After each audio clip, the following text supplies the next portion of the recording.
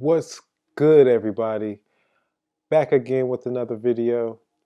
And today we're going to be taking a look at the BBS rim model speed modeling video that I just completed. I know I've been on a bit of a hiatus. It's been a couple weeks since I posted. I did get backed up with freelance work, so that's why I haven't been posting as consistent as before, but no need to worry. I'm back again here with another video. Today we're going to be looking at the BBS model. Like I told you, normally I would be doing a time lapse of my creation process, but after I was trying a lot of new things with this model, trying a lot of new techniques and learning as I was going. So I wanted to spare you guys from kind of like watching me fumble around and play around with stuff and just kind of give you the end results. And I figure I'll just make a video about my overall process of how I got to the end result. So as you can see here, I am looking at my reference photos. As you can see here, I'm looking at my reference photos, and these are all photos that I pulled from the internet of different BBS models. You know, the inspiration behind this came from the movie Paid in Full, classic movie, one of my favorites, and I've always just liked that old school feel of the BBS rims on the BMWs and the Saabs, and it kind of just gives that laid back cruising down the city vibe, you know. So I decided to model a rim because I thought it would be cool, and I like the detail of the rim, and I thought this would be a good challenge for me to not only make something cool but also learn a lot and show you guys my process while doing so. So let's take a look at it. So we're jumping into Cinema 4D, and right now basically the way I approach this is I basically just used a combination of splines and extrusions to make the inner rim. So I used a combination of splines and extrusions to make the inner rim, and basically all I did is I drew out the shape of the inner rim that I wanted. Like you can kind of see that triangular like pentagon, I think, like with five points. I don't know if that's a pentagon. Comment below what the name of a 5-pointed shape is, because I'm not sure, but I think it's a pentagon. But anyway, so I drew a spline with a 5-pointed shape. Then I put that inside of an extrusion so that the shape could extrude, and I put that inside of a cylinder. I bouletted that. For those of you that don't know what a boulet tool is, a boulet tool allows you to extract an object within another object. So if I have a square, for example, and I want to insert a circle into the square and make a circle indent into the square, I would put the circle inside of the square, and that would extrude the circle indent into the square. So that's what the boulet tool allows you to do. So like I was saying, I used a combination of extrudes and splines inside the boulet tool, and that is how I got the shape of the inner rim, along with basically copying the same pattern along a circular axis, and you know, just repeating the same pattern over and over again until I got to a full circle. So now I'm going to talk a little bit about how I animated this project.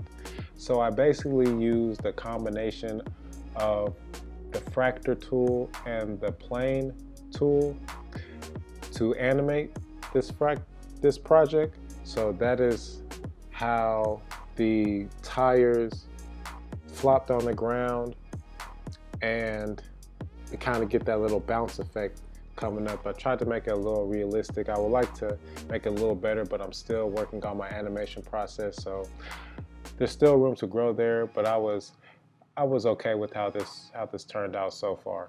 But basically, the fracture tool determines what you're moving. So I placed the tire and rim objects inside the fracture tool to determine what I was going to be moving, and then I just moved them up and down the y-axis, and then I used the plane tool to determine how it moves. So once again, the fracture tool determines what objects you're moving, and the plane tool determines how those objects are moving. So I placed my objects inside of the fracture tool, and I animated the y-axis on the plane in order for the objects to flop to the ground. I also went in and did some more detailed animation within these specific tire objects. So that allowed me to get the flopping effect that you see. And basically, like I said, I just moved the y-axis up a few frames and then back to its normal position as the plane tool was doing its thing. So that's how I got that result. So now I'm going to go back to talking about how I made the inner rim. And as you can see, I'm going through my layers right here just to show you guys. Like I was saying, the extrude tool and the spline is what I use to make the inner and the outer holes of the BBS rim, of the actual BBS rim. So originally I had a regular cylinder, and I made a spline in the shape of the rim outline, and then I extruded that spline and I put that inside of a boule tool, and that allowed me to get that shape that you see of the rim. So that was pretty cool. And also with that technique, I now know that I could do a multitude of things. I can make pretty much any shape and any kind of extrude object that I could, that I could think up and draw up. So that was a great new technique to learn. Really, really happy with how this was coming out. After I made all of my splines and I extruded those splines to make the shapes that I needed to form the rim, then I went back and I put in some detail, as you can see, kind of like the middle cap of the rim that you could take it off underneath the BBS logo to put the rim on the actual car. I just made another small tube, another thin tube around the mid surface, and I bouleed that to create the little indent for the middle cap. The rim was basically a combination of splines, extrudes, and boulets. So those are the main key takeaways from that part. So comment below if this information is helpful to you. Comment below if you're just new to Cinema 4D, if you're interested in learning 3D, or if you have any questions in general. Hit me up. I'm always happy to connect with new designers, and also connect with experienced designers as well. Always willing to help where I can and just connect with like-minded, cool people in general. So hit me up. You could reach me on Instagram at Veronica Studios. That's my company's page. You can like my page on Facebook. You can, of course, subscribe, like, and comment on YouTube. So if you're listening to this right now, I really appreciate you. It means a lot to me. And I don't take it for granted. So shout out to you, and let's keep this thing going. So So now I'm going to talk about the actual logo and the center rim where you see the BBS logo. It's pretty straightforward. The actual logo where you see BBS at is just a sphere with the alpha uh, texture on top of it with the BBS logo that I just pulled from the internet. And then you see the six-sided shape that I bouleed the sphere inside of, and then you see another sphere on top or beneath that to give it some more texture and detail. And then you see a little indent in between the actual rim cap and then the gold plated rims. I just added that detail, just make it as much as the original photo as possible. And I basically achieved that by bouleing a circle inside of the overall gold rim and then placing my silver, black and gold BBS cap inside of that boule. So that's how I did that. Pretty cool, pretty dope. Really liked how this one came out. I really put some new tools in my toolbox through this project, so that's what it's all about, just continual growth, continual knowledge, getting better every single day. And lastly, I'm going to talk about how I created the outer rim, the silver part that you see. So this part was very straightforward. Like I said, again, using a big cylinder to start out with, and then using mini cylinders bouleed inside of the big cylinder. And then for this one, I also beveled some of the edges so that you get a nice little cuffed edge and it's not so rigid. So this was just an overall cylinder with mini cylinders bouleed inside of the main cylinder, which is how I got the outer rim. Cool. So another thing that I need to talk about is besides the inner rim, I also you can see the bolts that are bolting the rim into the outer rim. So the way I basically made the nuts and bolts of the inner to outer rim is the same principle as how I designed the inner rim. To make the inner nut of that sounded crazy. To make the inner nut, whoa, that is so funny. But to make the inner bolt of the screw, same principle, I made a 6-point shape. Comment below what a 6-point shape is. I used a 6-point shape, and then I scaled down that same shape and I bouleed that into the initial shape to get the hole that you see in the bolt. So the actual screw, the screw top is a combination of two shapes, one scaled down inside the boule tool. And then to make the washer for the screw, I just used the cylinder. Very, very simple. Just use the regular cylinder, put it underneath the boule that I created with the two shapes. And so I took that and I then multiplied it 360 degrees in order to get all of the bolts around the rim that you see. So pretty straightforward. That's how I did that. Now I'm going to talk about how I made the tire. Now the tire was a challenge for me.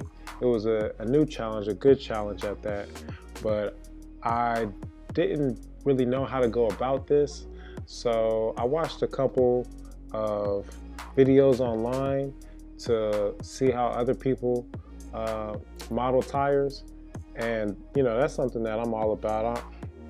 You have some artists who want to get all the credit and they want to feel like they're like the best and all that stuff. But at the end of the day, you can always learn something from everybody.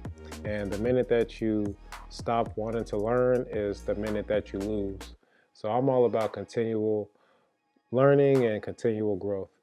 So to make this, I created a spline, and I put my spline inside of a lathe tool.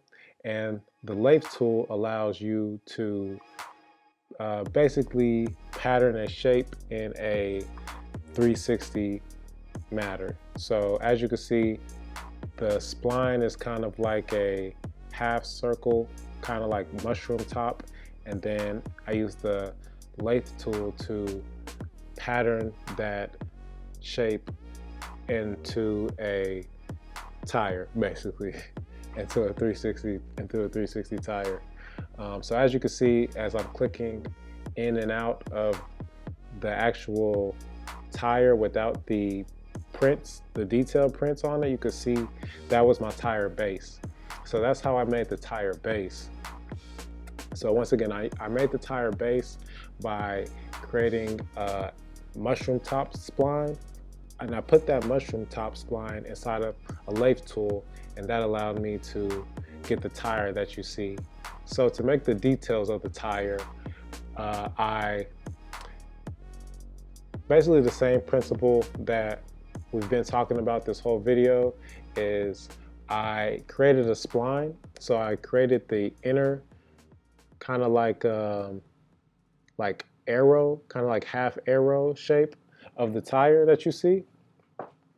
And I created a spline with that shape, and then I extruded that shape, and then I duplicated that, I patterned that shape on the opposite side so that I get two of the same shapes except facing each other.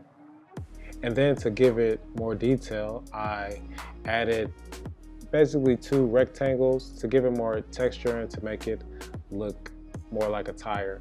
And then I wrap my extruded splines that you can see with the bend tool. So the bend tool allowed me to curve my shape along the angle of my original tire base.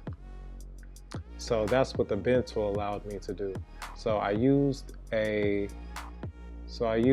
it took about 4 bend tools for me to create the shape that I needed so that I could duplicate the pattern, the tire pattern around the entire tire. But I got it, I did it, and it looks pretty good. Looks pretty good. So once again, I created the tire by using a spline with the lathe tool to create the tire base, and then I created the patterns of the tire by using a spline with an extrude tool and then bending that shape along the original tire base. So moving on, now we're going to move on to a little bit of texture. So texturing this, pretty straightforward. I just colored it with black, and then I put a bump tool on top of it with a noise texture to get the grainy effect that you see on tires. And then also for the rims, I colored them gold, of course, as you can see, and then I threw a reflective tag on top of those. And the reflective tab just basically gives you that shiny, glossy effect. As you see rims are, you gotta keep your rims nice and glossy. It's a must. So that pretty much sums up this video. Like I said, if you haven't subscribed already, smash the sub button, comment, like, and subscribe, of course. Follow me on Facebook, facebook.com/Veronica Studios. Follow me on Instagram, instagram.com/Veronica Studios. Follow me on Twitter, twitter.com/Veronica Studio 2. We had some complications with the Twitter name, but we're not going to worry about that. Links are in the description. More videos coming soon. Comment below what you guys think I should make next. I really want to hear what you guys want me to make next. So that pretty much sums up this video. For the last animation, as the BBS rim rolls into the screen, it's just a simple position and rotation keyframe at the same time with a little bit of ease to create some realism. So that brings this video to an end. Once again, it feels good to be back making content for you guys. I'm excited to push out some more stuff. Comment below what you think I should make next. I really want to hear your opinions. And let's get it. 2021, new year, new content, new growth, new learning, new everything. Chill.